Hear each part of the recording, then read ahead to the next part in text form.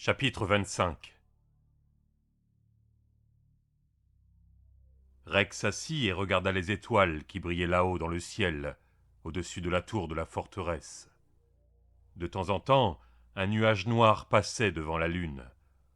Les nuages ressemblaient à des collines, déchiquetées et menaçantes, inexorables et douées de raison. Rek détacha son regard de la fenêtre et se frotta les yeux. Il avait déjà été fatigué dans sa vie, mais jamais au point d'avoir l'âme engourdie et l'esprit dépressif. À présent, il faisait noir dans la pièce. Il avait oublié d'allumer les bougies, tant il avait été absorbé par le ciel obscur. Il jeta un coup d'œil autour de lui. Accueillante et chaleureuse à la lumière du jour, la pièce était à présent remplie d'ombres inquiétantes et sans vie.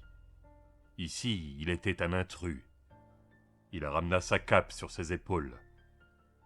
Virae lui manquait. Elle travaillait à l'hôpital de campagne pour aider Calvarsine, qui était épuisée. Néanmoins, son besoin de la voir était si grand qu'il se leva pour la rejoindre. Au lieu de quoi, il resta là. Il jura et alluma les bougies. Comme il y avait déjà des bûches dans la cheminée, il n'eut qu'à allumer le feu, alors qu'il ne faisait pas froid, et s'assit sur une chaise à dossier de cuir. Il regarda les flammes s'élever à travers le petit bois, pour venir mordre les grosses bûches du dessus. Elles tanguaient sous la brise et faisaient danser les ombres. Rek commença à se détendre. Espèce d'idiot! Il retira sa cape et ses bottes et éloigna la chaise de l'âtre. Un faible coup à la porte le tira de ses pensées. Il appela et Servitar entra dans la pièce. L'espace d'un instant, Rek ne le reconnut pas. Il ne portait pas son armure. Il était vêtu d'une tunique verte et ses longs cheveux blancs étaient attachés à hauteur de la nuque.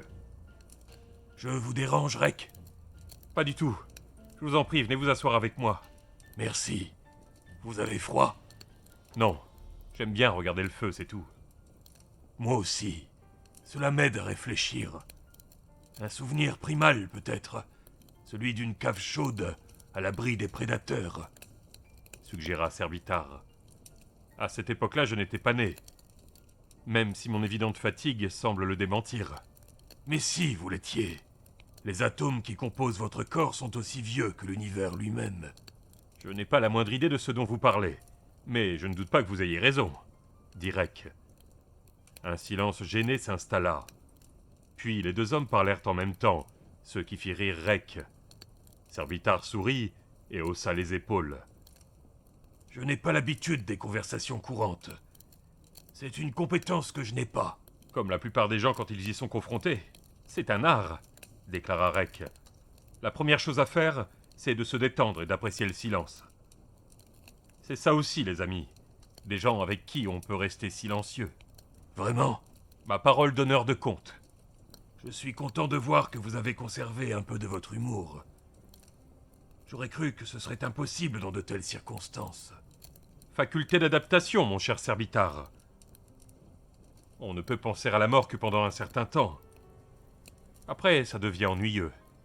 J'ai découvert que ma plus grande peur n'était pas de mourir, mais de devenir ennuyeux. Vous l'êtes rarement, mon ami. Rarement ? Jamais est le mot que j'aurais voulu entendre. Je vous demande pardon. Évidemment, jamais est le mot que je voulais dire. Comment s'annonce la journée de demain ? Je ne peux pas vous dire, répondit rapidement Servitar. Où donc est Dame Virae ? Avec Calvarsine. La moitié des infirmières civiles se sont enfuies vers le sud. Vous ne pouvez pas leur en vouloir, répliqua Servitar. Il se leva et s'approcha de la fenêtre. Les étoiles sont très brillantes ce soir, dit-il. Même si je pense qu'il serait plus correct de dire que l'angle de la Terre renforce leur visibilité. Je crois que je préfère « les étoiles sont très brillantes ce soir », rétorqua Rek, en rejoignant Servitar à la fenêtre. En dessous d'eux, Virae marchait lentement, une cape blanche sur les épaules et les cheveux volant dans la brise nocturne. « Si vous voulez bien m'excuser, je crois que je vais aller la retrouver », déclara Rek. Servitar sourit. « Bien sûr, je vais rester assis au coin du feu et réfléchir, si vous le permettez. »« Faites comme chez vous, » répondit Rek, en enfilant ses bottes. Quelques instants après le départ de Rek, Vintar fit son entrée. Lui aussi avait troqué son armure contre une simple tunique blanche en laine, avec une épaisse capuche. « Cela a été pénible pour toi, Servitar. Tu aurais dû me laisser faire, » dit-il, en tapotant sur l'épaule du jeune homme. « Je n'ai pas pu lui dire la vérité. »« Mais tu n'as pas menti, » souffla Vintar. »« À quel moment omettre la vérité est-il considéré comme un mensonge ?»« Je ne sais pas, mais tu les as réunis, et c'était le but. Ils ont la nuit pour eux. » Est-ce que j'aurais dû lui dire ? Non, il aurait cherché à changer ce qui ne peut l'être. Ce qui ne peut l'être, ou qu'on ne doit pas changer, s'enquit Servitar. Ce qui ne peut l'être. Il pourrait lui donner l'ordre de ne pas se battre demain, mais elle refuserait. Il ne peut pas l'enfermer. C'est la fille d'un comte. Et si nous lui disions à elle ? Elle refuserait de le croire ou défierait le destin. Alors, est-elle condamnée ? Non, elle va simplement mourir. Je ferai tout ce qui est en mon pouvoir pour la protéger, Vintar. Vous le savez. Tout comme moi. Mais nous échouerons. Demain soir, tu devras révéler le secret des gueules au comte. Il n'aura pas la tête à ça. Rek l'entoura de ses bras, se pencha vers elle et l'embrassa sur la joue. « Je t'aime, » murmura-t-il. Elle sourit et s'appuya contre lui sans un mot. « Je n'arrive pas à le dire, » répondit Virae, le regardant avec de grands yeux implorants. « Ce n'est pas grave. Est-ce que tu le ressens ? » ?»« Mais oui, tu le sais bien. J'ai juste du mal à le dire. Les mots d'amour sonnent bizarrement dans ma bouche. C'est comme si ma gorge n'était pas faite pour les prononcer. Je me sens bête. Est-ce que tu comprends ce que j'essaie de te dire ? » Il acquiesça et l'embrassa à nouveau. « Et puis, il faut dire que je n'ai pas ton entraînement. »« C'est exact, » dit-il. « Qu'est-ce que ça veut dire ?» rétorqua-t-elle aussitôt. « Rien, je suis d'accord avec toi. »« Eh bien, tu ferais mieux de ne pas l'être. Je ne suis pas d'humeur à plaisanter. C'est facile pour toi. Tu es un beau parleur, un conteur. Tu es porté par ta suffisance.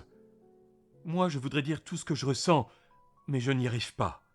Et puis, quand toi tu le dis en premier, j'ai la gorge qui se serre. Je sais que je devrais répondre quelque chose, mais je n'y arrive pas. Écoute-moi, ma belle dame, ce n'est pas grave. Ce ne sont que des mots, comme tu le dis si bien. Je suis doué en parole, tu es doué en action. Je sais bien que tu m'aimes. Je ne m'attends pas à ce que tu me répondes chaque fois que je te fais part d'un de mes sentiments.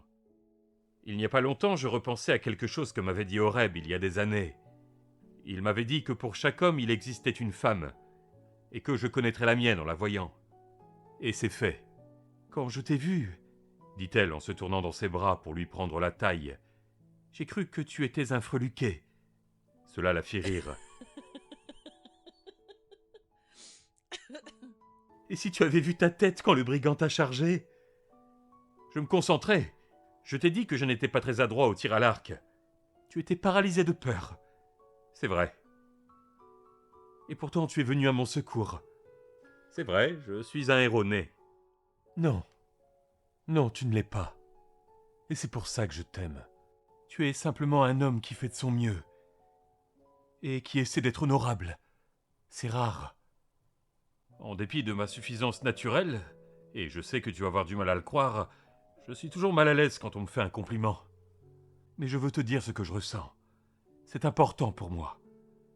Tu es le premier homme avec qui je me sens à l'aise d'être une femme. Tu m'as fait découvrir la vie. Je mourrai peut-être pendant ce siège, mais je veux que tu saches que ça en valait la peine. Ne parle pas de mourir. Regarde plutôt les étoiles. Laisse la nuit t'envahir. C'est beau, non ? Oui, c'est très beau. Tu devrais me ramener à la forteresse, afin que je t'explique pourquoi les actes sont plus éloquents que les mots.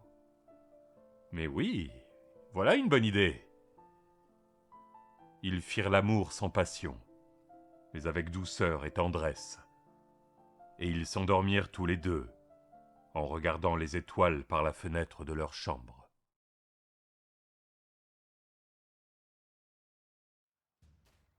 Au Ghazi, le capitaine Nadir encourageait ses hommes à partir à l'assaut, aboyant le chant de guerre de la tribu d'Ulric, les têtes de loup, tout en écrasant sa hache dans la figure d'un grand défenseur.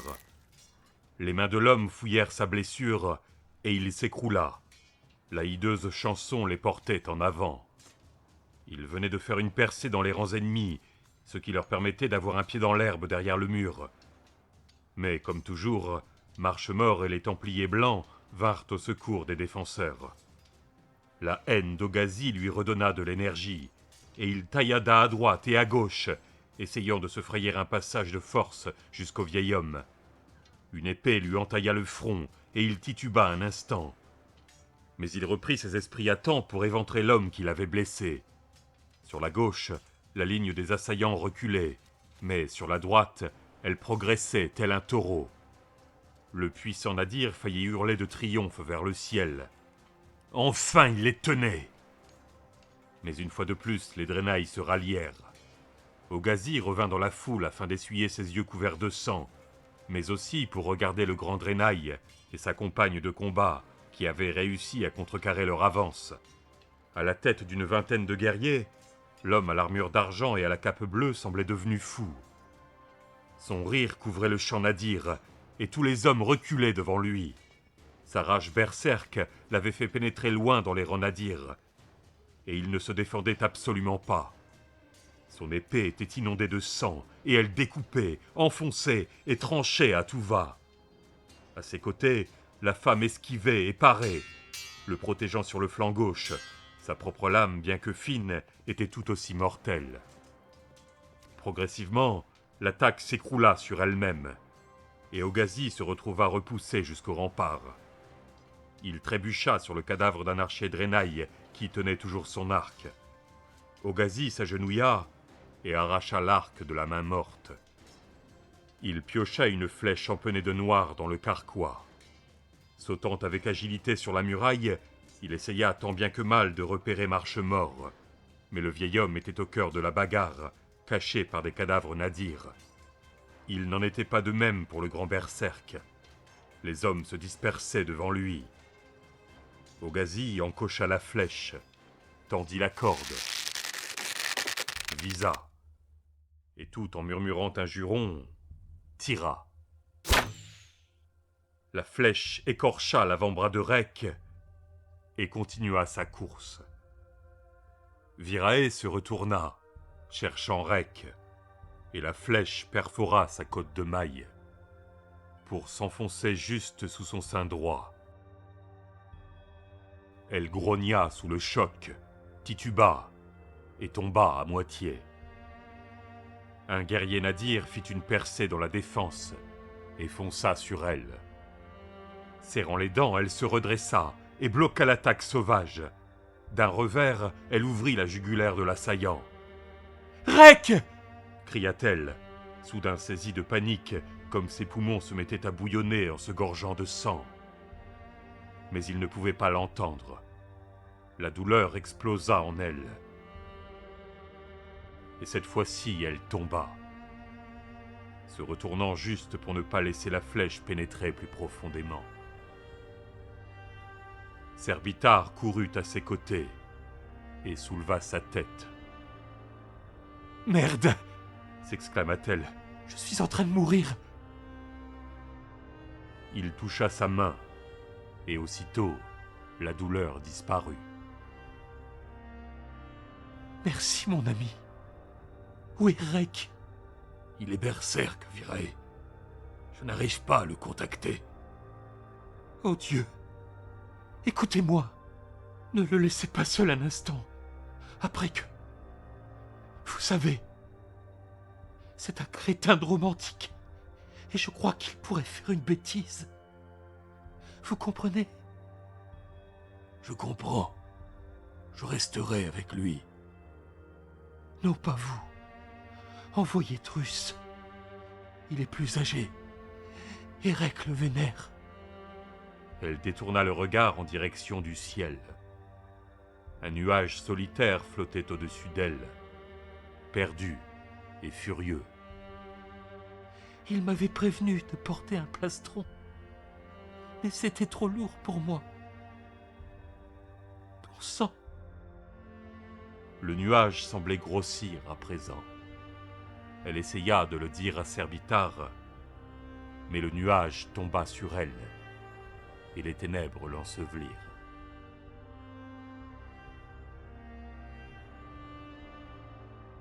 Rek se tenait devant le balcon, les mains cramponnées au rebord. Les larmes ruisselaient de ses yeux, et des sanglots incontrôlables jaillissaient de ses dents serrées. Derrière lui, Virae reposait, immobile, froide, en paix. Son visage était blanc, son sein rouge, car la flèche avait transpercé son poumon. Le sang ne coulait plus à présent. Des spasmes agitèrent la poitrine de Rek. Il essayait de se maîtriser. La blessure à son avant-bras qu'il avait oublié se mit à saigner. Il se frotta les yeux et se tourna vers le lit. Il s'assit à côté d'elle, leva son bras et chercha son pouls, mais ne trouva rien. « Virae !» dit-il doucement. « Reviens, reviens, écoute. Je t'aime. Tu es celle que j'attendais. » Il se pencha sur elle et contempla son visage. Une larme apparut, puis une autre. Mais c'étaient les siennes. Il releva sa tête et la berça dans ses bras. « Attends-moi » murmura-t-il. « J'arrive !» Il farfouilla à sa ceinture et dégagea la dague lentriane de son fourreau, puis l'appliqua contre son poignet. « Pose ça, fiston !» dit Drus dans l'entrebâillement de la porte. « Ça ne servirait à rien !»« Va-t'en !» hurla Rek. « Laisse-moi !»« Elle est partie, mon garçon. Couvre-la. » La couvrir ? Couvrir ma Virae ? Non ! Non, je ne peux pas !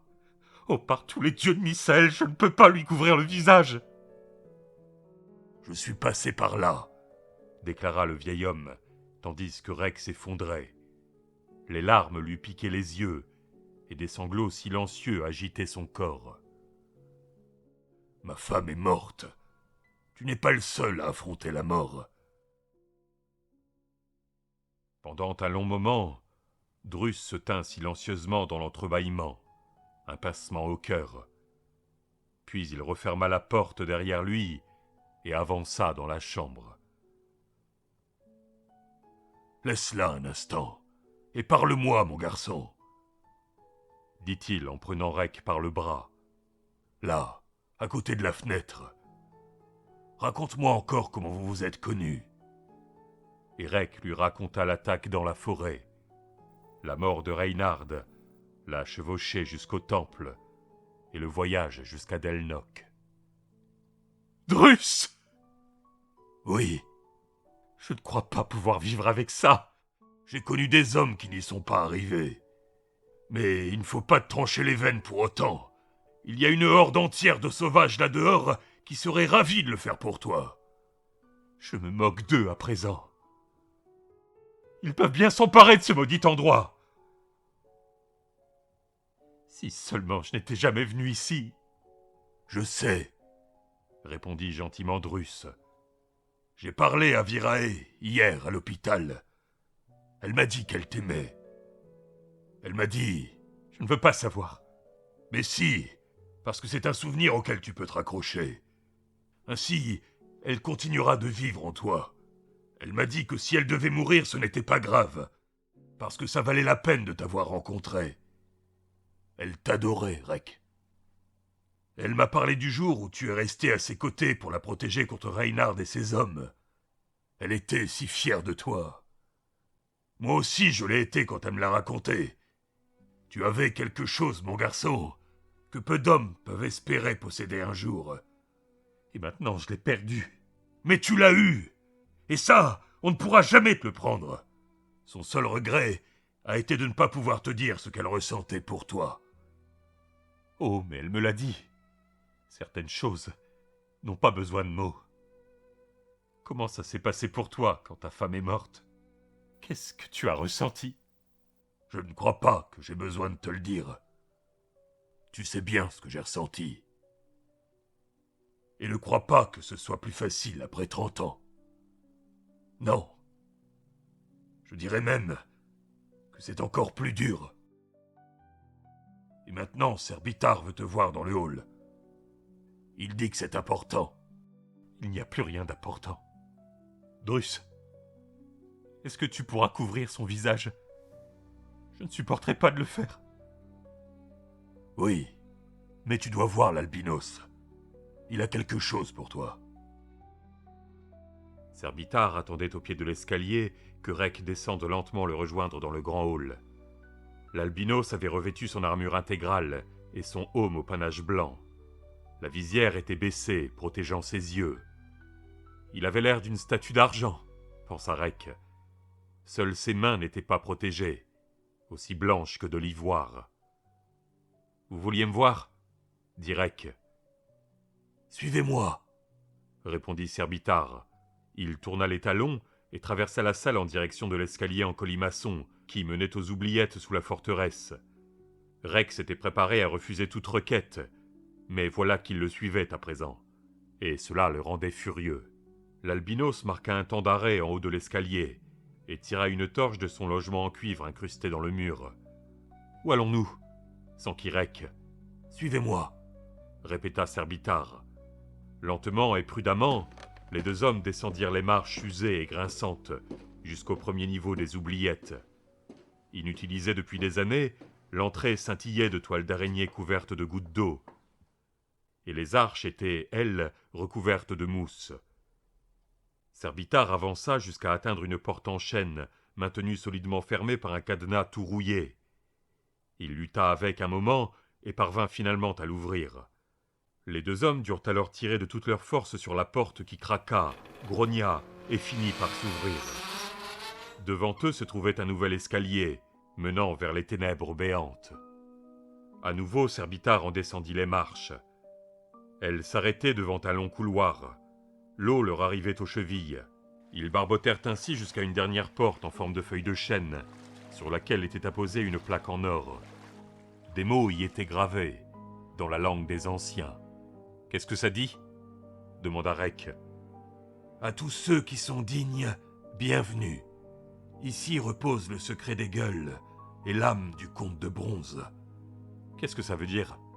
Serbitar essaya la poignée, mais la porte était verrouillée, et apparemment de l'intérieur, car on ne pouvait voir ni cadenas, ni chaîne, ni serrure. « Faut-il la casser » s'enquit Rek. « Non, vous ouvrez-la. » « Elle est fermée.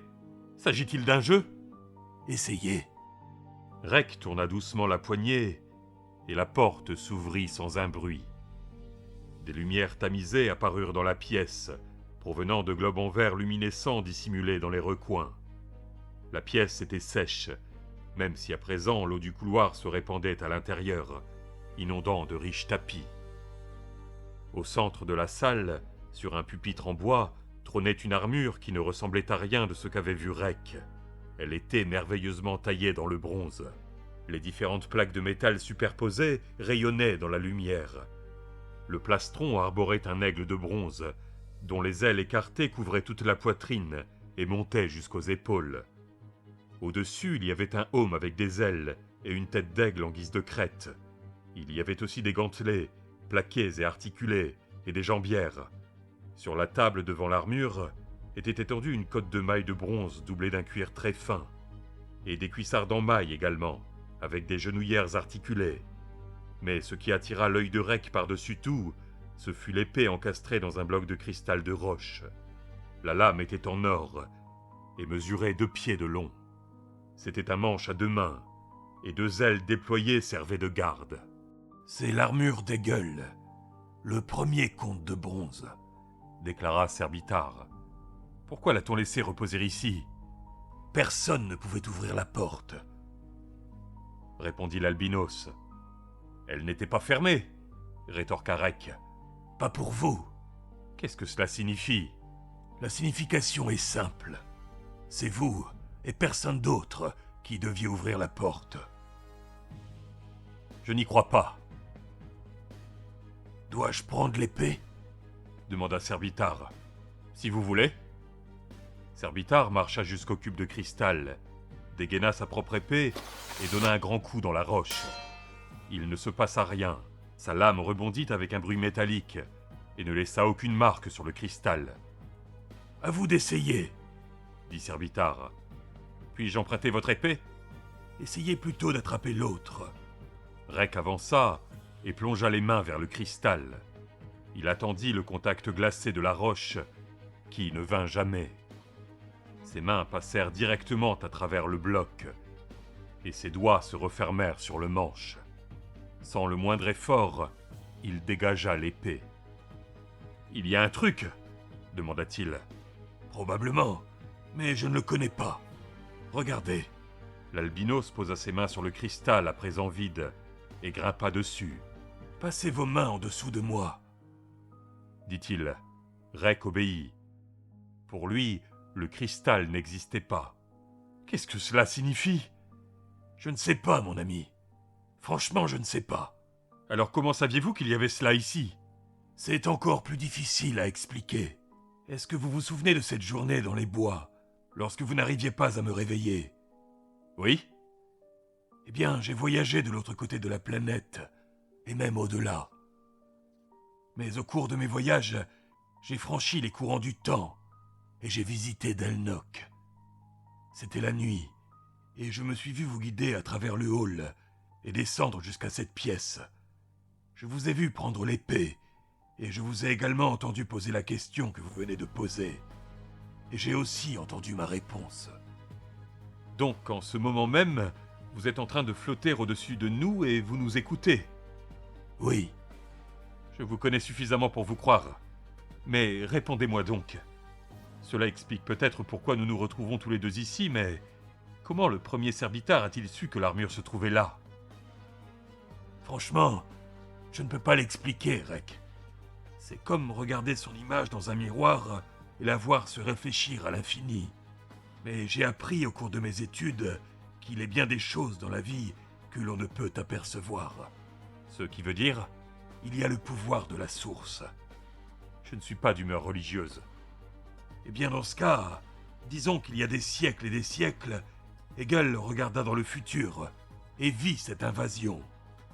Alors il a laissé cette armure ici, protégée par une magie que vous seul en tant que comte pouviez annuler. Est-ce que votre esprit nous observe toujours? Oui. Est-ce qu'il sait pour Virae? Oui. Donc, vous saviez qu'elle allait mourir? Oui. Pourquoi ne me l'avez-vous pas dit? Cela aurait gâché votre bonheur. Qu'est-ce que vous voulez dire? Dit Rek. La colère grandissait en lui, gagnant sur la douleur.